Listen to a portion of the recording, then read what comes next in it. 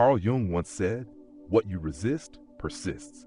Yet in his deeper reflections on the psyche and destiny, a gentler truth emerges. What is meant for you will, in time, find its way back. Life often feels like a web of missed chances, delays, and detours. But Jung teaches us to trust the underlying order of the soul. If something or someone truly belongs to you, not by ownership, but by resonance of spirit, it cannot be lost for long. In the quiet cycles of life, what drifts away often returns transformed, just as rivers rejoin the sea. Jung believed the psyche is always striving toward wholeness, or individuation, and what vanishes temporarily may be part of that sacred unfolding. Sometimes letting go is not loss, it's trust. It's allowing the tides of life to work their mysterious rhythm. In love, in work, in calling, patience opens the door for the right return. As Jung would remind us, your vision will become clear only when you can look into your own heart. And in doing so, you will recognize what was always yours, coming home in its own time. Dear everyone, before we continue the program, if you enjoy this topic, please comment number 1. If you'd like me to create more similar content, comment number 2. Don't forget to subscribe to the channel so you won't miss any useful videos. Thank you and wish you all meaningful moments.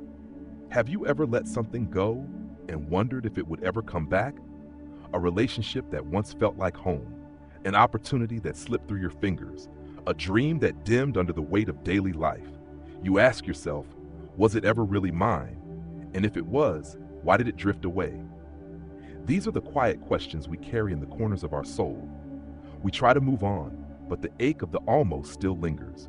We try to forget, but the heart remembers in its own language.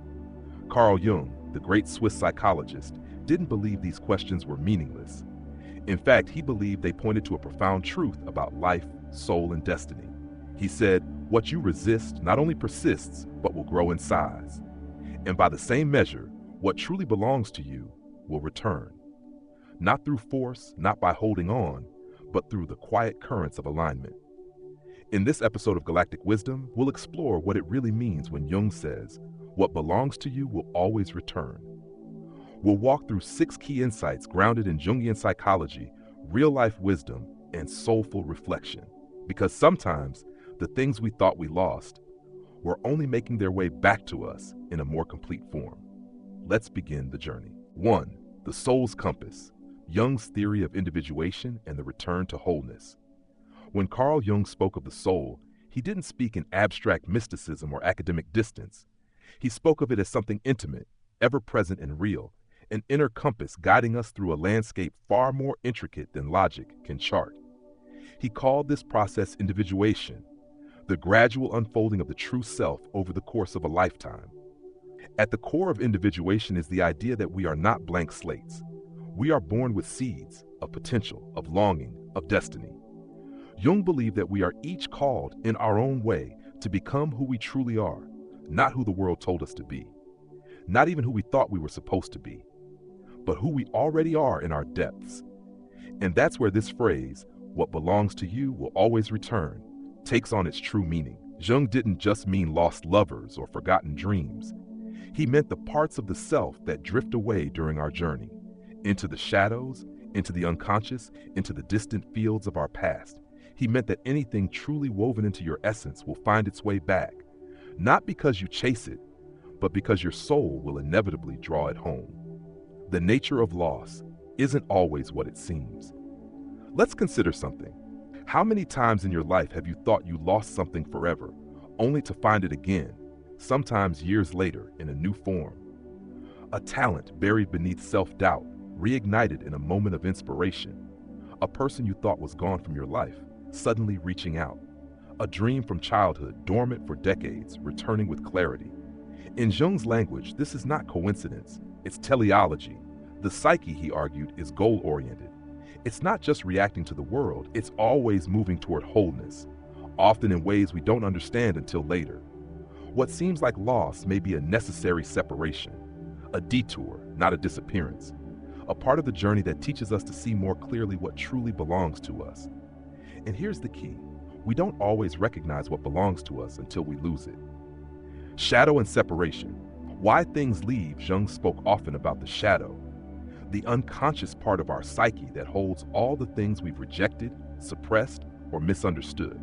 Not just our darker impulses, but also our gifts, our loves, our potential.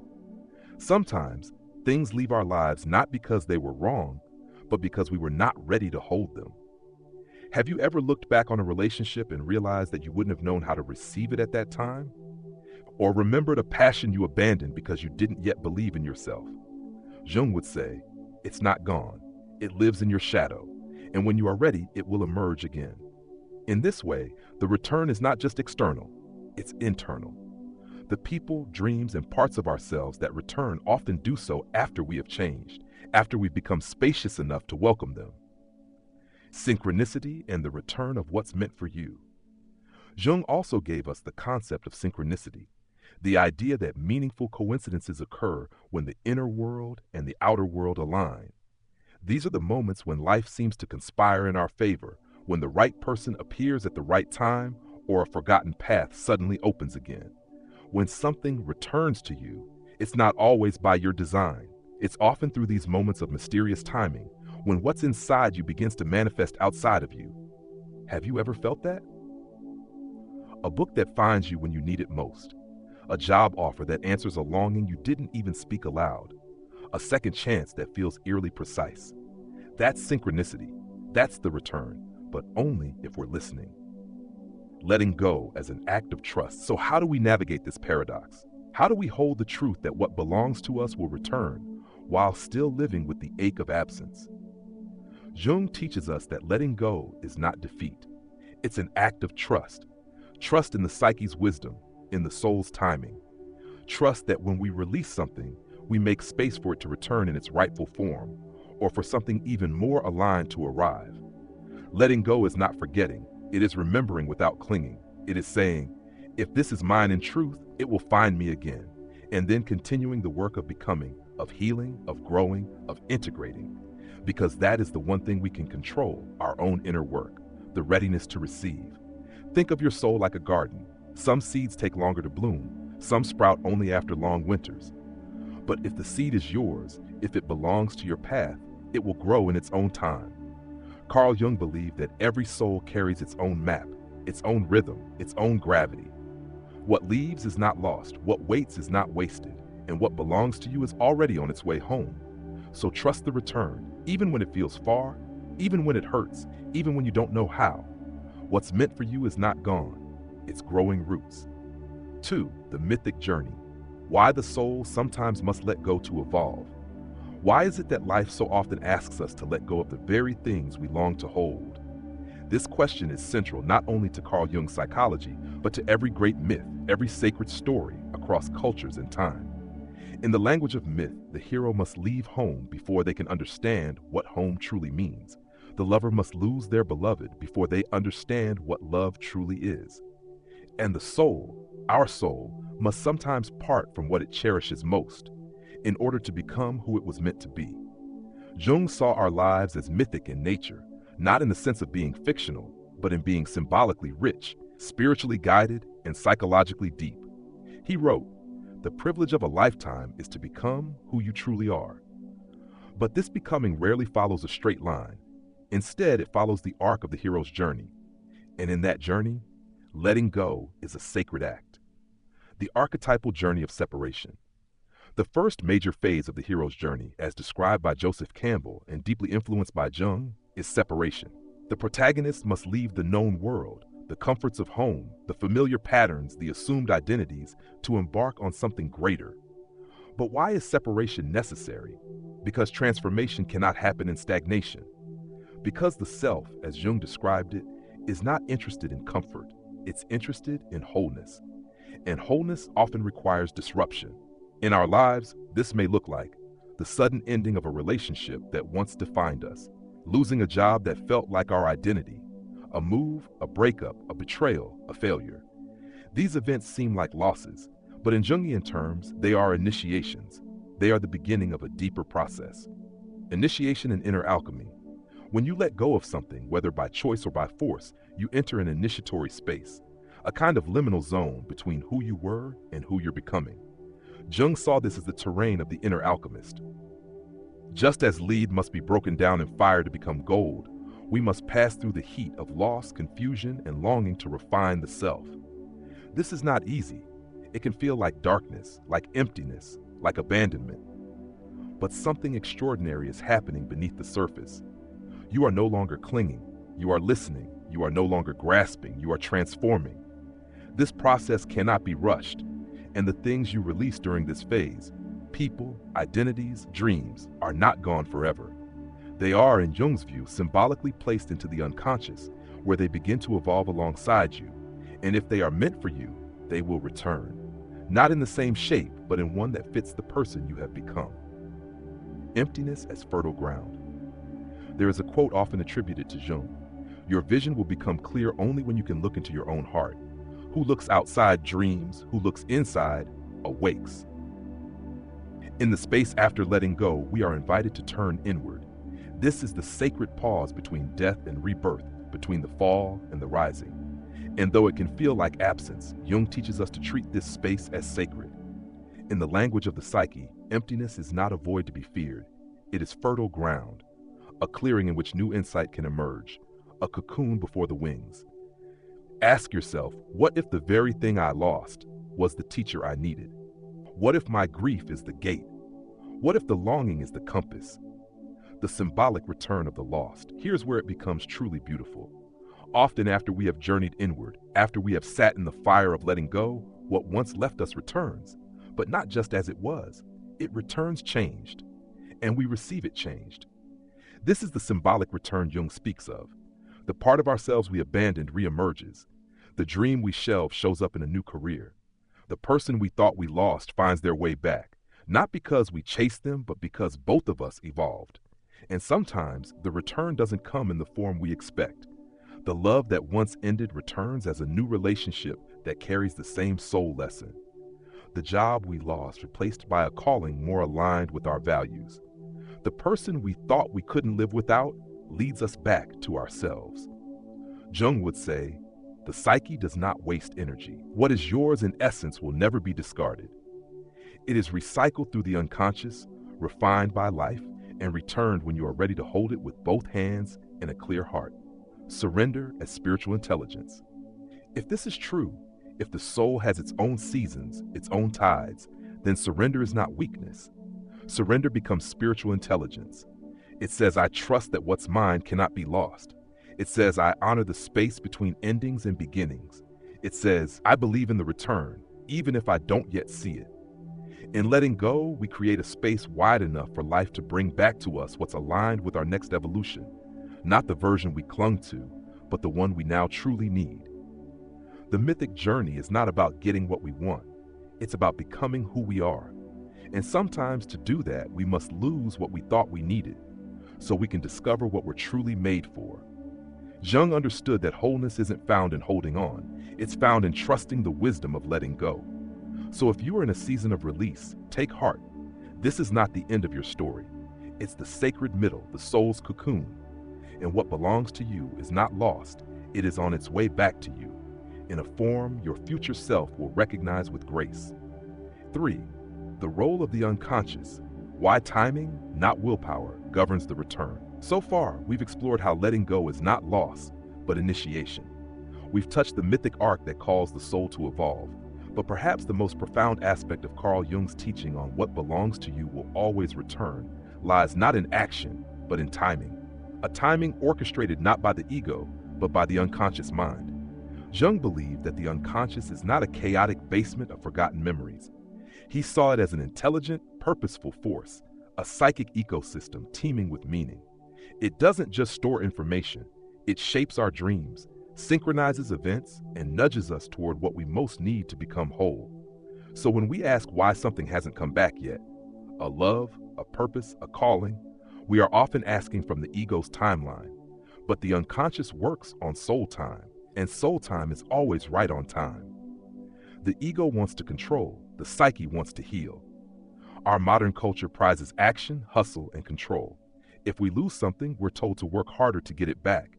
If we want something, we're taught to visualize it and manifest it on demand. But the psyche doesn't work that way. Jung saw the ego, the conscious part of our mind, as essential but limited. It's the captain of the ship, but it's not the ocean.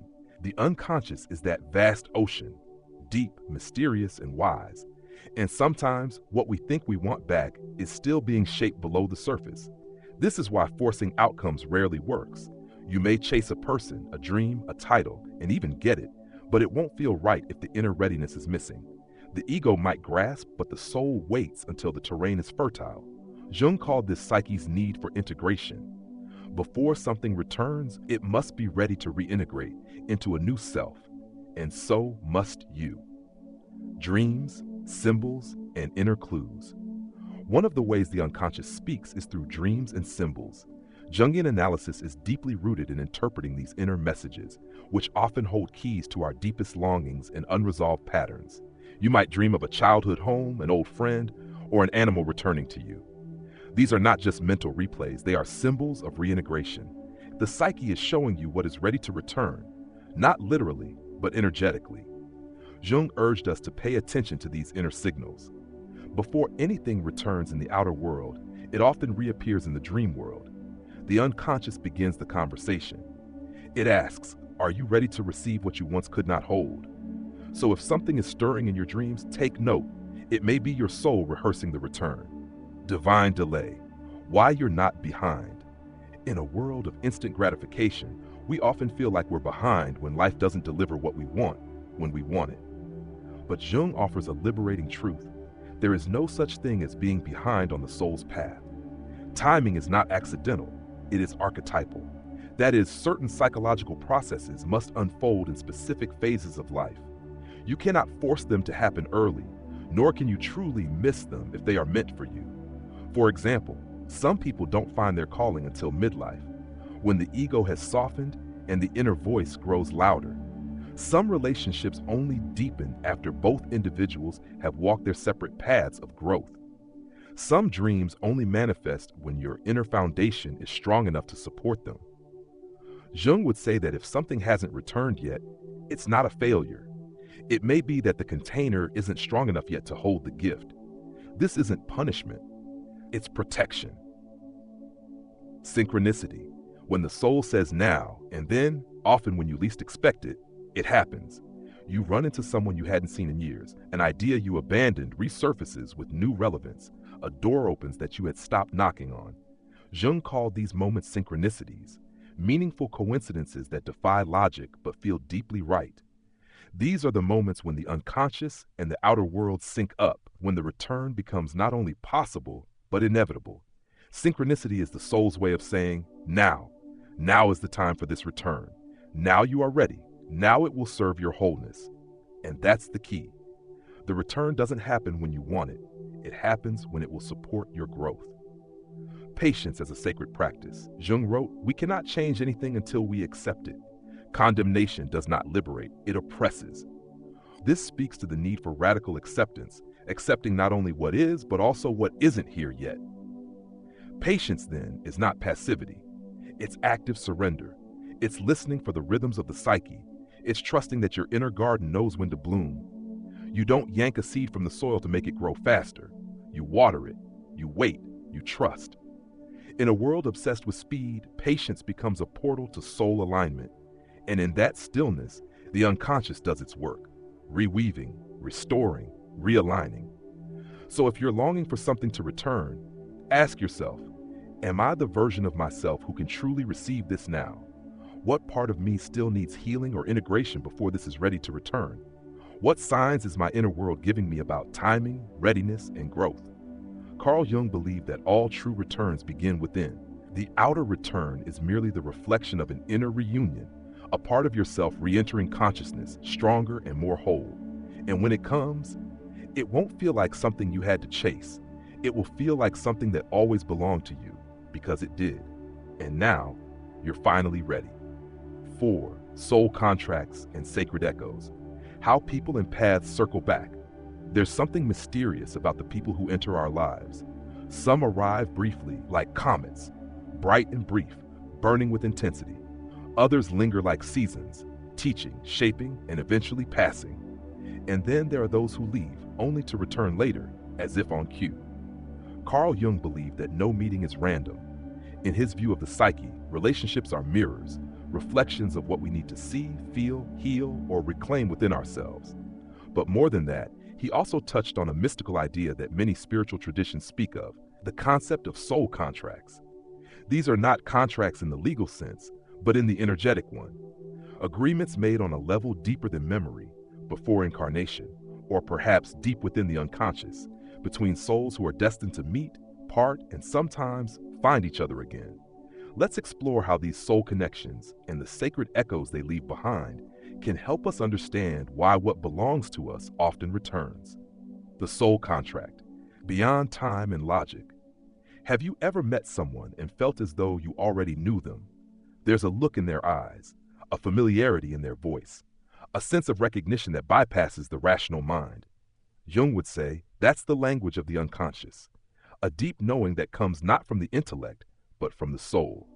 In Jungian terms, these meetings may activate archetypes, universal patterns that live within us all. But many mystics, philosophers, and healers expand this view. They believe that some connections are preordained, agreed upon before birth. These soul contracts guide our encounters, our heartbreaks, our reunions, not as punishment or reward, but as evolutionary catalysts. Sometimes two souls agree to meet for a season, just long enough to awaken each other. Other times, they part so each can grow in separate soil before returning to the shared garden. In both cases, the bond is real, and its return, if it comes, is not luck, but alignment. Karmic loops and the gift of separation. In Jungian language, relationships often surface material from the shadow, the part of ourselves we haven't fully faced. A soul connection can act like a mirror, showing us our deepest needs, fears, and longings. This is beautiful, but it can also be painful. That's why some soul connections fracture. They separate not because the bond wasn't real, but because the psyche needs time to integrate the lessons that bond activated. Jung observed this phenomenon in clients who found themselves revisiting old relationships years later, often with completely new eyes. What was once unbearable becomes peaceful. What was once clinging becomes clarity. What was once unfinished feels whole. He would call this a kind of karmic closure, the psyche seeking resolution, not repetition. So if someone has returned to your life, ask, what have I learned since we parted? Am I relating from old patterns or new presence? Is this a return or a rerun? Because the soul doesn't want repetition, it wants resolution. And true return only happens when the pattern has matured into presence. Sacred echoes, how paths circle back in disguise. Not every return looks like it used to. Sometimes the person doesn't come back, but someone new arrives, carrying the same essence, the same echo, a second chance wrapped in a new form. You may think, this feels familiar, and it is, but not because it's the same, because you are different now, and your inner world is drawing in people, opportunities, and experiences that reflect your evolution. These are what we call sacred echoes. They are not copies, but continuations. They allow us to meet the same soul theme at a deeper level. Jung believed the psyche is symbolic. It doesn't operate in straight lines. It spirals, which means the same lesson, the same longing, can return again and again, each time offering us a chance to respond from a higher place. Letting go with love invites the highest form of return. One of the most powerful things you can do in a soul connection is to release it with grace. Why? Because clinging comes from the ego's fear, but release comes from the soul's trust. And in that trust, something sacred happens. You allow the other person to become who they're meant to be, and you give yourself the same gift. It is in this freedom that the return becomes possible. Not the return of codependence, but of true resonance. Not you complete me, but you meet me. Two whole people who have done the work. Two souls who have evolved into a place of mutual recognition. And sometimes the return isn't a reunion at all. It's the quiet peace in knowing that the love was real, the lesson sacred, and the journey shared. The role of forgiveness and soul growth. Jung emphasized the role of integration, bringing all parts of the psyche, even the painful ones, into wholeness. In soul connections, this often means confronting grief, betrayal, or regret. And yet, through forgiveness, the wound becomes wisdom. You don't forgive to invite someone back. You forgive to reclaim your own energy. You forgive because your soul deserves peace more than your ego desires justice. And from that peace, you become a magnet for what is truly aligned, whether it's the return of an old connection or the arrival of a new one that echoes the growth you've earned. So many of us carry the ache of lost connections. We wonder, did it mean as much to them as it did to me? Was that the one who got away? Will they ever come back? Jung would invite you to go deeper, to ask what in me was activated by that bond. What part of my soul was called to life through their presence? Because even if they never return in body, the soul remembers. And if they do return, truly fully, it will be because you both followed your own path to wholeness, and the paths happen to cross again. The truth is, what belongs to you isn't just a person, it's a pattern, a promise, a pulse of recognition between souls. And yes, when the time is right, when the work is done, that sacred echo may find its way back. And this time, you'll both be ready. 5. Calling and vocation. When your true work finds you again. Some people spend their whole lives asking, what am I meant to do? What is my purpose? What if I missed my chance? Carl Jung believed that the journey of life is not just psychological, but deeply vocational, meaning we are not simply here to exist, but to express something through our lives. He saw vocation not as a career path, but as a soul path, a unique way each individual is called to contribute to the world. And here's the mystery. Sometimes your true calling disappears. It fades. It gets buried under responsibility, fear, or practicality. You think it's lost forever. But Jung would remind us, what belongs to you will always return. And that includes your vocation, your soul's work. The flame that flickers but never dies. Have you ever felt a pull towards something that made no logical sense? A fascination with writing, music, healing, building, teaching, long before anyone paid you for it, long before it had a name? That's what Jung would call a psychic imprint, an innate direction embedded in your unconscious. This imprint may be quieted by life's noise, but it never vanishes. You might set it aside for a decade, even 2. You might convince yourself it was a phase. But then one day, when you're not even looking, it returns. A childhood passion resurfaces. An old dream calls again. A new opportunity opens that eerily resembles the life you once imagined. This is the calling reawakening. And the question is not, did I miss it? The question is, am I ready now to receive it? Jung's view on vocation, a necessity of the soul. Carl Jung described vocation as something that chooses you, not something you choose. In his words, we can only say that it was not we who chose to follow the path, but the path that chose us to follow it. This flips the modern idea of purpose on its head. Your calling is not a slot machine you win by hustling hard enough. It is a slow revelation, emerging as you walk the path of individuation, the lifelong journey to becoming whole. If the calling disappears for a time, it's not a rejection. It's part of the rhythm. Sometimes the psyche must mature before it can handle the weight of purpose.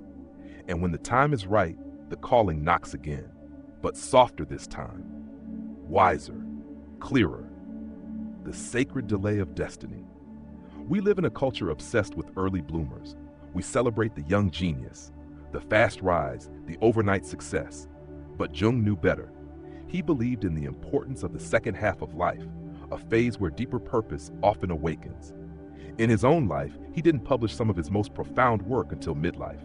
His famous Red Book, filled with soul visions and symbolic depth, remained unpublished until decades after his death. What does this teach us? That sometimes the calling requires delay. Not because you're inadequate, but because the calling is sacred and it needs a self that is seasoned, not a self that is rushing. So if your purpose feels late, rest in this. Your calling may be right on time, even if it arrives looking nothing like what you expected. The return of work that resonates. Many people stumble into careers by accident. You choose what's available, what pays the bills, what society approves of. But Jung would ask, does your work reflect your essence? Or is it a mask you wear to survive? He warned that when our outer life is misaligned with our inner truth, we experience symptoms, anxiety, depression, fatigue. These are not merely pathologies, but messages from the soul, signaling a need to return to authentic vocation. If your work has ever felt lifeless, disconnected, or hollow, you are not broken. You are being nudged. And here's the beautiful part. Even if you've walked far from your purpose, the trail is not cold. It can return. It can reinvent itself. What once felt impossible may now feel natural because you've grown into the person your calling was waiting for. The role of synchronicity in vocational return. When your true work is ready to return, life often begins to whisper. You meet someone in the field you always dreamed of. An old project resurfaces in conversation. You feel drawn, without knowing why, to a certain place, craft, or cause. These are synchronicities, those meaningful coincidences Jung wrote about. They are like cosmic breadcrumbs, guiding you back to the work you were meant to do. And when you follow them, a doorway opens. Not a guarantee, not a finished map, but a beginning. And often that's all you need. In Jungian thought, the calling is not outside you, it is inside you, emerging as you grow, integrating as you heal, and returning as you become ready to live it with depth. So if you've lost your path, trust it's not gone. If the passion faded, know that it may be resting, not dead. If you gave up long ago, consider that the seed might be stirring again, quietly beneath the surface. What belongs to you does not expire, and that includes your vocation. You are not behind, you are becoming, and your calling will meet you where you are, when you are truly yourself, not when you chase it, but when you're finally still enough to let it return. 6. Integration and inner peace. When the return is already within, after all the seeking, the letting go, the longing, and the waiting, we come to a quiet truth. What we often search for outside has been within us all along. The return that Carl Jung spoke of, what belongs to you will always return, is not just about the external world circling back to deliver a person, a job, or a purpose. It's also about something far more profound. It is the return of the self to itself, the reunion with your wholeness, the integration of all the fragmented parts you thought were lost. And this, Jung would say, is the true purpose of every return. Not to retrieve what you lost, but to remember who you are. Integration. The psyche's greatest achievement in Jungian psychology, integration is the final, essential phase of individuation. It means bringing together all aspects of the psyche, the shadow, the light, the past, the potential, into a unified self. It doesn't mean perfection. It means wholeness. It means no longer rejecting parts of yourself just because they don't fit an image or ideal. It means reclaiming old desires, honoring old wounds, and listening to the quiet voice of the soul that never stops speaking. When Jung said that what belongs to you will return, he also meant this. Every part of you that wandered off, every dream, every truth, every piece you disowned, is trying to come home. And the question becomes, will you let it? Shadow work as a gateway to inner return. For many of us, the greatest obstacle to peace isn't the absence of what we want. It's the unconscious resistance to who we are. We've learned to exile parts of ourselves, our sensitivity, our ambition, our need for love, our anger, our intuition. But those exiled parts don't die. They wait. They live in what Jung called the shadow, not evil, not shameful, just unseen. To integrate them is not to indulge them, but to befriend them. And here's where the miracle happens. When you begin to accept the parts of yourself you once rejected, you may find that people start treating you differently. Opportunities emerge with more alignment. You stop chasing and start attracting, because the world reflects your inner landscape. And when you allow the return within, the external world often follows. Inner peace is the final return. The great paradox of Jung's wisdom is this: the more you stop grasping for what is outside, the more what is truly yours begins to appear. Why? Because the self is magnetic in its wholeness. When you are at peace with yourself, your energy changes, your choices change, your presence deepens, and life responds. Inner peace isn't passive. It's the result of deep work, emotional, spiritual, psychological. And that work leads to a profound realization. Sometimes the thing you longed for most has already returned, but not in the form you expected. Maybe the love you wanted from another is now something you give to yourself. Maybe the purpose you search for is found in your quiet service to others. Maybe the person you hoped would come back never did, but you became someone who no longer needs their return to feel whole. That is the ultimate return, the return to yourself. Signs that you've integrated the return. How do you know you've integrated? How do you know the return has happened? Within, if not yet without. Here are some signs. You no longer chase. You attract or you allow. You no longer regret. You understand. You can revisit the past without being pulled under by it. You feel a quiet confidence in your path, even if it looks different than you imagined. You sense a greater intelligence guiding your life, something wiser than the ego, gentler than force, more loving than fear. You've stopped asking, will it come back? And instead begun saying, if it's mine, I'll meet it again. And if not, something better will meet me. That is peace. That is power. That is the return fulfilled. A final word from Jung. Let's end with the spirit of Carl Jung himself, his warmth, his brilliance, his soul-deep insight.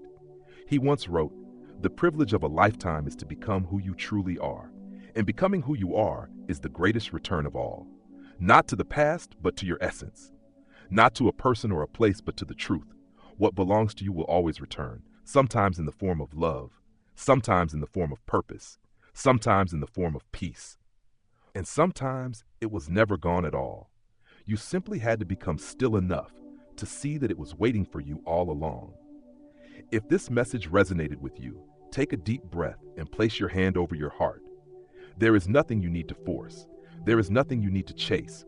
Everything meant for you is already making its way home. Trust the return. And until next time, stay cosmic, stay grounded, and remember, your soul knows the way. This is Galactic Wisdom. Your life is not a straight line. It's a spiral, a dance between remembering and forgetting, losing and finding, holding on and letting go. If there is one thing Carl Jung gently reminds us, it's this: nothing truly meant for you will ever be lost. It may leave to teach you. It may wait until you're ready, but it will return, not because you forced it, but because you've become the version of yourself who can now receive it. So be still, be open, be whole, and let the return begin, not out there, but right here in you. If this message spoke to your soul, we'd love for you to be part of our growing cosmic circle. Subscribe to Galactic Wisdom for more soul-centered content on Jungian psychology, mysticism, and inner truth. Drop a comment below and share. Has something returned to your life when you least expected it? What did it teach you? Tap the bell icon to be reminded of your own inner light every time we post. Thank you for walking this path with us. Until next time, stay rooted and stay radiant. This is Galactic Wisdom.